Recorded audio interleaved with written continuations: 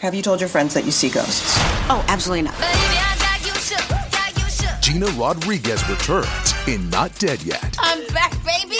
Who is up? Oh, she's the obituary writer. And Brad Garrett joins the brilliant ensemble cast. Titan, Maverick, Titan of all Mavericks. These are all words used to describe me. Not Dead Yet. Season premiere. Tonight, 8:30, 7:30 Central on ABC. And stream on Hulu.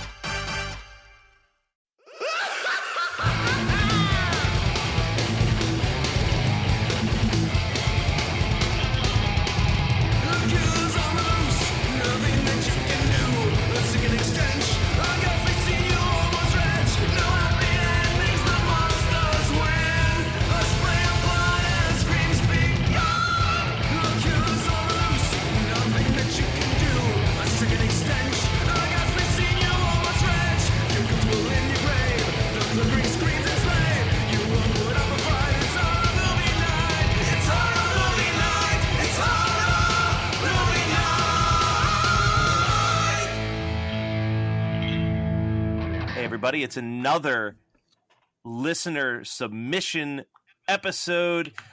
We are going to talk about the infamous Xtro from 1983. Xtro, bitch. Xtro, like extra O's.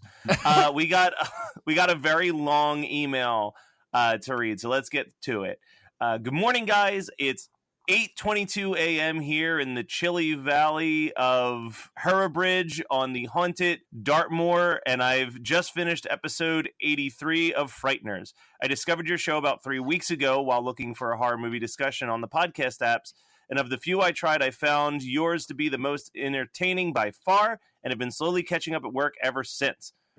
Which is impressive. You got through 83 episodes in 3 weeks.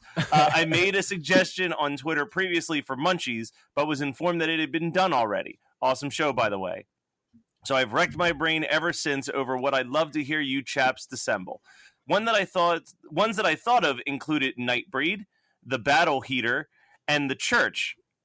But I ultimately decided that the 1982 mindfuck that is Xtro. This British sci-fi horror has tentacle rape, human transformation, and a weirdly sad ending, and freaked me out when I watched it in 84 with my dad when I was 8. And even now, there are some bits that make my eyes water, but it has some really weirdly mad parts and that feel shoehorned in, and I would love to get your impression of it. Keep up the madness, guys, and I'll continue to catch up. LOL. Cheers, Ryan. Cool, Ryan. Now that's how you write a listener-submitted email. Gotta put some stank on it. Just the way he articulated everything. Yeah. I'm I actually felt like I was there. I'm really, really upset about this movie. And the reason why is because I've been doing this podcast for a few months, right? And I've watched a bunch of dog shit movies, like Normal Speed from begin to end. And my week has been fucking insane. So I set my alarm for 6:30 this morning, and I hit turn off instead of snooze. So I woke up at 7:50 and rushed down to get the dogs, watched this in 1.5 speed, and then had to like skip through about 40 minutes of it and then go back like it was Memento when I knew that I watched the end of the movie and just watched the clips that I missed. So I didn't get to enjoy this movie as much as I wanted to, but it was fucking awesome. And I wished I could have watched it at regular speed. Brian, the saddest part is that this is, without competition, the shortest double feature we've ever had to watch for this podcast. Easily. Both movies that we're recording don't clock 80 minutes. No. So you have no excuse, and I'm sorry. I actually don't have a lot of notes in the sense of plot lines. I do, though. What the fuck is wrong with you? My notes are just like, holy shit, this is cool. Holy shit, this is cool. Okay, we should talk about this. Like, it's all like things to talk about, but like the plot is not even remotely noted in this lineup. So I'm pulling from Friday Night Memory, but it kicks off with an awesome like little synth soundtrack that just lets you know that you're in that tasty area of 80s horror films where they had the good synth soundtrack. Oh yeah, man. I loved the soundtrack in this. And like it's not one that comes to mind, you know? Like I feel like I'm pretty well versed when it comes to 80s horror soundtracks, and I don't think of Xtro as I mean, so this is my first watch ever. Have you guys ever seen? Well, Brian's never actually seen the whole movie. Matt, have you seen it before? Yeah, I actually. I mean, this isn't a shock. I own all three of these films. Can I borrow the other two so I don't have to pay for it? Yeah, dude, good for you, because I fucking wanted to buy this and I tried planning a month in advance. Then it was like $65 for the fucking DVD on Amazon. Oh, I think I got the double feature that was 1 and 2 on a DVD for like $1.50. Yeah, no, they were all expensive for used. Oh, well, I think I know what I might sell at Mania. So one of the notes that I said this to you guys in the chat, this is like one of the best movies that I never feel like I want to watch on my own accord. Like, oh, yeah. It's one of those movies where someone's like, oh, I've never seen that. I'm like, oh, well, let's pop it in. But like, I'm never going to be sitting alone in my house. Like, you know what I'm really in the mood for? Who are these people that you're like, yeah, I want to show you Xtro. It is just... I hang out with some weird folks, man. We all went and saw fucking The Meg together. Like, yeah, no, I can seeing The Meg together, but Xtro is... Jesus, are you like, let's watch Rape Squad? You know, it's like... I mean, sometimes. This is not your party movie. The fact that there's a slimy alien dick in this movie is... so dank. Who would win in a dick showing contest? The monster from Xtro or the monster from The Kindred? Oh, Jesus. I don't know. That's a rhetorical question. The winner is anybody who's watching. But the creature design in this movie is awesome. Fucking awesome. Yeah, the creature that walks out of this, like, that gets teleported down, hit by a car, we're supposed to assume is Sam as an alien. Just so cool looking. And they only show him in like little glimpses here and there for the most part, but like, which just looks great.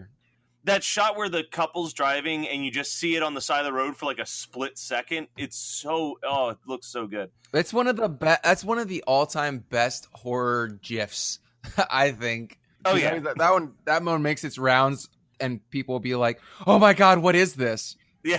So, come on. I love that this is a British movie because there's a couple good quotes that only work because it's British. But the husband yelling at his girlfriend and her wife Jan, he goes, "Get back in the car!" Our boy Bob Shea produced this, I want to say. Yeah, he did. Which I have a feeling would literally, if Brian's still trying to do the 6 Degrees to Beetlejuice, I think Bob Shea is his only chance. Yeah. I don't recognize anybody in this movie. Which, it's also weird, though, because Bob Shea is American. Yeah. Yeah. This movie leaves a lot of questions for me, and that's okay. I have a feeling that this was like... I don't think that Bob Shea produced this movie as much as like it probably played some film festivals and he went back to what New Line used to be, which was like, I actually know that this was pre-Nightmare Nightmare on Elm Street. So yeah, this was when Bob Shea would just acquire movies and put them out. He only produced like 4 movies prior to Nightmare on Elm Street. Beyond that, he was like a distributor specifically. Oh, that makes a whole lot of sense. Yeah, actually. So he probably saw this at a festival and was like, the world needs more of this. My question then is, did he have anything to do with the 2 incredibly unrelated sequels that I also have not seen? Let me roll on over to my DVD list and see if the New Line logo's on it. Oh my God. Showcase Entertainment. Yeah, I think that if I remember correctly, all the Xtros have to do with each other is the name. I think that whoever had some sort of financial stake in the I don't know, the finances of the original was like, well, I got the rights. I don't want to give them up. And well, so according to the back of this box, which the movie is called Xtro 3, Watch the Skies. Yeah, that's the one, yeah. It says, this is the plot line on the back, and you'll notice something in here that caught my attention. So it says, Colonel orders his lieutenants to lead a group of Marines to defuse bombs on a remote island once used as a military practice target. When they arrive, they quickly discover that their superiors had alternative motives and learn that there is an alien, And then in parentheses, it says an Xtro on the loose. So the proposal is that Xtro is the breed of alien. That's fair. I'll accept that, because the alien on the back does kind of look similar to the alien at the end of this movie. Not the original one that comes down, but like the rotted out. We'll get there, because that scene's also great. There is an adorable dog who is top notch at acting scared in this movie. Oh, what a great! I have a note. It says, "That's a cute Jack Russell," Yeah, all in caps. adorable. Jack Russells are good at acting scared. And barking. Yeah, I've hung out with them. They act scared even when they're not acting. So that dog is named Divine. Ooh. And I have a note that says, anyone who names their dog Divine can be murdered by a goopy alien for all I care. But then we're watching this alien's vinegar strokes, which I really disliked. Yeah, and the alien in that rape scene kind of just looks like a better quality version of the elf from Elves at certain shots. But I'll deal with the awkwardness of that scene for how incredible the birthing a human being sequence is. As much as it's uncomfortable, it is a very impressive practical. Yeah. I mean, for such a shoestring budget this movie had, from what I understand, is that it was made for very little money, which it's made for peanuts. For circus peanuts, and that's also what they paid the short person that was the manifestation of Tony the kid. Yeah, Tony's alien powers. But the woman, the blonde who gets impregnated, acts her ass off. She's crazy. She's like really good. She's she makes that scene super uncomfortable, but also very compelling. I don't know. Again, like Matt said, not something you want to watch on the reg. No. So then we have this human birthing scene, and then it's just a really, really random softcore porn sex scene that happens. Yes! With the au pair. It's so weird. It's so British. Oh my God. Like, I was watching it and I'm like, am I supposed to recognize these people? Because like they haven't really come up that much in the movie. And then it happens again towards the end of the movie, but like the first time it happens, it's so out of the blue. And it's so I was trying to watch this like at work, and that was when I was like, this isn't happening right now. So I was like, I could take the I could explain away the alien rape scene, but I can't explain away the softcore porn scene, so I turned it off. Yeah, like sometimes I try and steal little like 15-minute breaks to watch horror movies, and no, that was a mistake this time. Then we have like Sam comes back to the family. He's birthed out of this woman. And then it's like the only part that I don't really love, which is that we get like just 20 minutes of a family drama more than anything. But then he starts drinking his son's blood, and I'm well, no. We're missing two things. Two things. One, Tony's a little shit. Fuck him and his stupid army man toy. He's like, bang, bang, bang. Yeah. Fuck that kid. And then the new boyfriend says something that's so inappropriate and 80s. I don't know how to explain it other than just put it out on the table here. So he's an American for some reason in this movie. And he goes, look British, think Yiddish. Yeah. There's that. He's also a clothing photographer, and the very unattractive British mom / girlfriend / wife, the only woman in the movie, basically. She just has this like I sucked on a lemon look all day, but the whole film. So in any case, she's just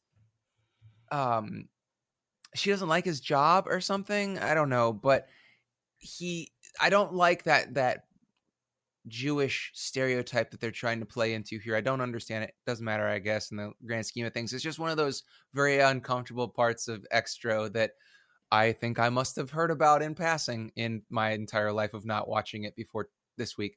So then we get Daddy's back and eating snake eggs scene. It's always a good scene.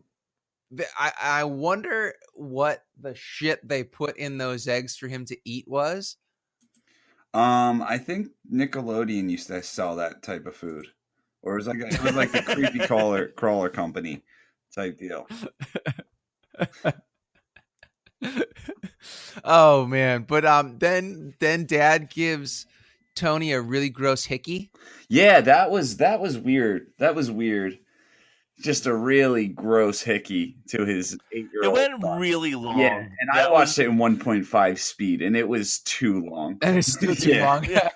Like, it's one of those things where it's like you have him bite the kid's neck, and maybe you cut real quick to like where he's like literally sucking the skin out of him a little bit. Yeah, and then you cut away. You don't need to sit and linger for 45 seconds. Haven't they ever seen like a made-for-TV vampire movie? Like, you just kind of show the mouth opening, and then when it's about an inch away from the neck, cut to the next scene. We know what's happening. Yeah. But This is because our first vampire, demon, alien, weird incest thing that we've watched, all right? Yeah, we're expertise in the incest alien vampire. So now that Sam has given Tony a hickey, he has the ability to like bring his toys to life. And there's a scene with a human toy soldier, and for a split second, I thought I was watching a Charles Band movie. No, okay. So there is some. I have so many notes about that. This feels like dolls. Like so much of this movie is that there was something else too that I just felt like I was watching dolls, and that's not a bad thing because dolls rules. It might have been the next movie that we discussed because I have a couple notes about that too. Oh yeah, actually, I have it in both. I have for both of these movies. I have comments about dolls, but yeah, I love the life-size toy soldier coming out. So first of all, we're missing the the snake salad. Yeah, the snake salad was great. Yeah, and things get super fucking weird with the clown and the yo-yo, and I really love how just cocaine fueled this movie had to have been. At least the writing process for it. It came out like it was. I'm trying to think of a good way to put it, but it's just some serious drugs went into the writing of the film, at least, but it's very well made for being it's not a Spookies level, let's just throw shit at the screen kind of thing. No, but yeah, weird shit happens, but it's all pretty spot on with, okay, you can the logic is there. It's weird and irrational, but there's logic to it where it's like, okay, the kid has these powers and he's not supposed to use them, and his dad says don't, but he does anyway, but he's a little kid, and so they're just kind of wacky and out there, and based on what he sees in his room. Anything cool. With the clown is just full on bonkers. Anything. Yeah, it's a very psychedelic movie. Was like the word that kept running through my head. Yeah, Not like in the '60s psychedelic, but just in the fucking like colorful. It's very colorful. It's very strange. The clown has that weird scene with the rubber hammer that he uses to knock out the babysitter in our second softcore porn sequence. Yeah, that was just unnecessary. Yeah, like at least let her finish. Yeah. But way more disturbing, in my opinion, than the dad giving the son a hickey. Oh, is when he's sucking on the au pair's stomach. Yeah. Ugh. Yeah, that was really uncomfortable for me. Yeah, not as uncomfortable as when she becomes an egg sack and she's got and God. The thing just kind of fall. Oh, dude, that shit was awesome though. This movie is so cool to watch. I think that we're getting the better end of the deal as men watching it, because I feel like a woman watching this would be like, man, why was this made? It's fucked up. I mean, I think we're still saying it's fucked up, but we're not saying like, why was this not on the level? It's not hitting us as hard as it would hit someone else. But you could really, what's this movie? An hour and a half? Hour and 23 minutes with credits. Okay, an hour and 23 minutes with credits. So you could realistically take out about 35 minutes of this movie. If you take out 35 minutes of this movie, the rest that you have would be just a great background if you're Like if you just wanted a bunch of like gooey horror shit, I feel like a good like 75% of this movie is just super cool, just like background footage. You know, like, Yeah, I feel like Xtro is gonna make a lot of appearances on my Halloween Mega Mash Yeah. for parties because this there's year. just so And many I hope the good Kindred scenes. does too. Yeah, Kindred does also. The only downside to Kindred over Xtro is the quality that we were allowed to watch it in. Well, yeah, the true, Blu-ray's but coming out. yeah, That's the word on the street. I almost asked the Severin guy about that at Mania last week. I was like, "Hey, any word on the Kindred?" I'm sure he's like, I've heard that so many times this weekend. For being such an unheard of, forgotten film, I bet that movie I mean, people are just crapping their pants about, oh God, I don't even know what the Severin stuff that came out like a couple weeks ago was, and all the Scream Factory and stuff, and like, why? Because some of that stuff seems so boring. Like the Kindred, I would love. I don't get excited about, like Blu-ray releases. I don't even have a Blu-ray player yet. I will have to get one for when the Kindred comes out on Blue, because that is a worthwhile endeavor for me. But yeah, like I don't know. I mean, the Scream Factory, and I love Scream Factory. The Scream Factory stuff that always kind of bothers me a little bit is like, I love when they find some obscure ass movie that they put out and it's like really exciting. And then they'll be like, but like people will lose their mind more over when they announce like, oh, we're putting The Strangers out on Blu-ray. Exactly.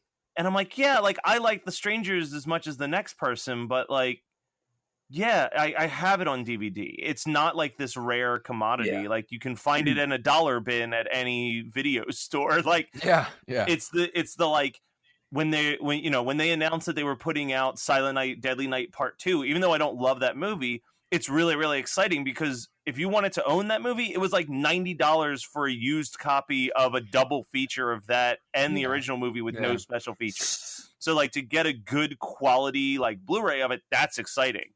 Strangers, it's like, okay, yeah, great. Yeah, and also I don't feel like I would want to own The Strangers. I want to own fucking, any weird movie from the 80s. That's the stuff. And they do such a great job with special features that's really what attracts me. Yeah. All right, so let's dive into the very end of this movie because there's a couple things here. The alien effects at the end, while not as cool as the initial alien, I still really like the look of like the puppet head alien that we see as they're about to be like lifted off. But there was two alternate endings to this movie before the one that we got. So are those out there that we could ever watch or no? I don't know. So according to IMDb, when the movie was originally made, she goes back into the hotel room or her apartment, and it's filled with hundreds of Tonys. Like the same age as he was in the movie, like all of the eggs had hatched and they were Tony. Okay. But Bob Shea, when he saw it, was like, I like everything except for this ending. Like, I think that the effects don't look good and we should do something else. So what they were showing for a really long time was that the movie just abruptly ends. Like they go off in outer space and she's crying in the field and then credits. And they thought that was not really a satisfying ending. So that's when we got her holding an egg as it bursts in her face ending. Yeah. Which I don't know how I feel about it either. Yeah. I feel like the one where she's just crying in the field works in a way because the movie is kind of this is a downer film. Yeah, as the Ryan said, like there are moments that are really upsetting in this movie and like get you down. And I think that would have at least fit the tone more than like, because really at the end of the day, the mom didn't do anything wrong. No. So it feels weird that she gets punished at the end of the movie after having her husband and child taken away and her boyfriend murdered. Like, yeah, she really got the shit end of the stick, huh? Well, maybe that's why she looks so dour the whole time. Any other notes? The only thing that I want to bring up is to backtrack to the scene where Tony wakes up and he's covered in blood. The doctor that comes in, I don't know if you recognize them, but he's this guy, Robert Fife. and he was in this really bad movie Around the World in 80 Days. And in that movie was Steve Coogan, who was in Hamlet 2, which is a really, in my opinion, overlooked movie. But Steve Coogan was also in the Will Ferrell Marky Mark movie, The Other Guys. And the police captain in that movie is Michael Keaton, who is in Beetlejuice. How deep did you have to dig for that one, Brian? I think you spent more time figuring that out than actually watching Xtro. Yeah. No, well, here's the thing. I wanted to stick to movies that I vaguely knew. And there was a lot of ways that I could connect them, but I had no idea what these fucking movies were, So it took some time. All right, Scott. I have no notes. I mean, the landlord gets his throat slit by a yo-yo is pretty much the only thing I didn't get to mention. Oh yeah, he was awesome. Yeah, he deserved to die though because he was just annoying. Oh, Bookman, he wasn't bothering nobody. I mean, he was just unnecessarily. he really threw like a curveball. He's just like, "Good day," and she's like, "Hi, sorry to bother you, but can you check on my sons?" And he's like, "Of course, it'd be my honor." And she's like, "Thank you so much for doing me this favor." And then she hangs up the phone. He's like, "Fucking bitch." And I'm like, what was that for? Hey, Toxic here. And Meridon, too. We're the hosts of the Overleague podcast.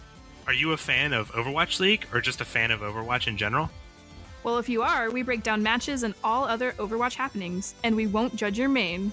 Tune in every other Tuesday to the Overleague on Geekscape and wherever you get your podcasts. All right, so what was your guys' double feature this week with Xtro? I feel really shitty. Like, I did not want to pick this movie because you and Scott have talked about this movie so much.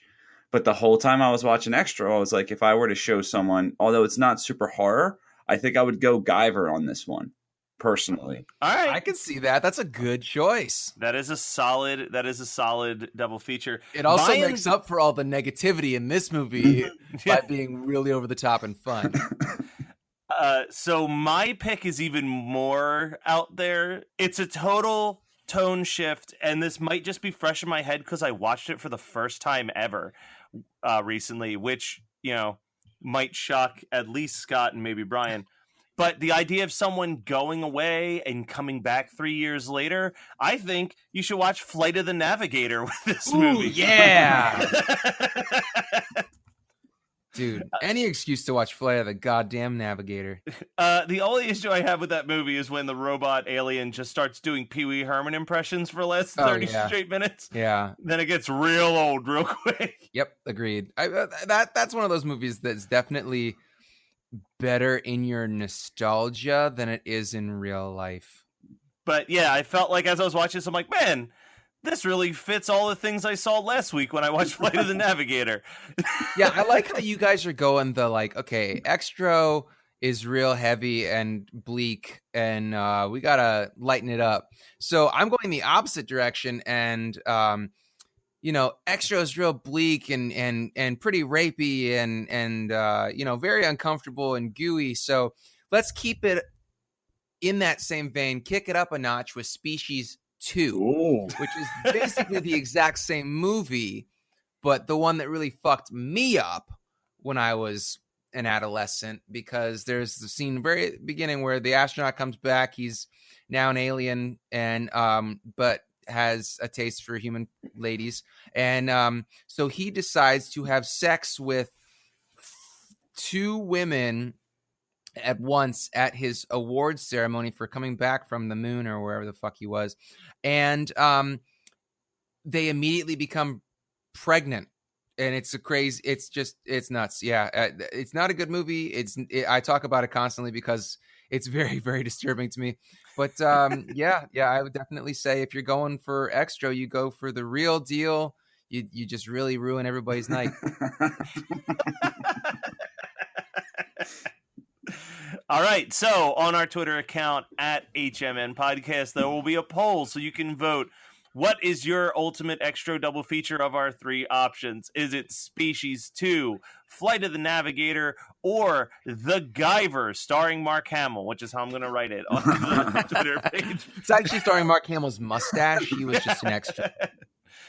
But that was Xtro from 1983, as picked by Ryan. Thank you so much, Ryan, for writing into us. As always, you can send us emails at hmnpodcast@gmail.com with your movie suggestions, and we will go through them and pick some movies for our next Listener Submitted Month. But Listener Submitted Month is not over. We've got one more film left, and I'm so excited I even pooped my pants. So let's get ready for next week's movie, and we'll be back. But before that, make sure that you rate and review us and check us out on all the different types of social media that you can join us on. And real quick, a quick reminder that if you have not subscribed on iTunes and you are listening primarily on SoundCloud, it might be a good idea to find another route to listen to the show, even if it's listening on our website, hmnpodcast.com, because we are going to be shutting down the SoundCloud after next week's episode. So, thank you for listening as always, and we'll be back next week.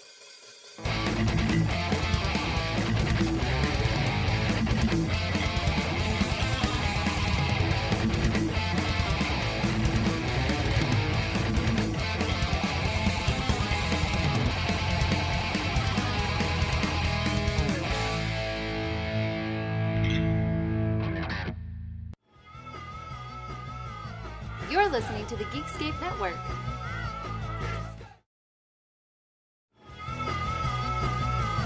You're listening to the Geekscape Network.